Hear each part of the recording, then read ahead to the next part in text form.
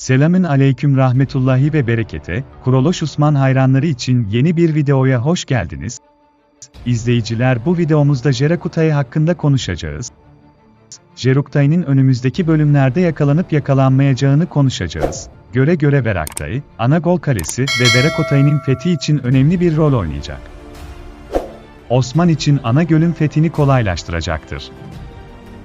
Bu konudaki fikriniz nedir? Gelecek videolarınızda görür görmez mutlaka yorum kutusundan bize anlatacaksınız. O zamana kadar Allah'a hafız.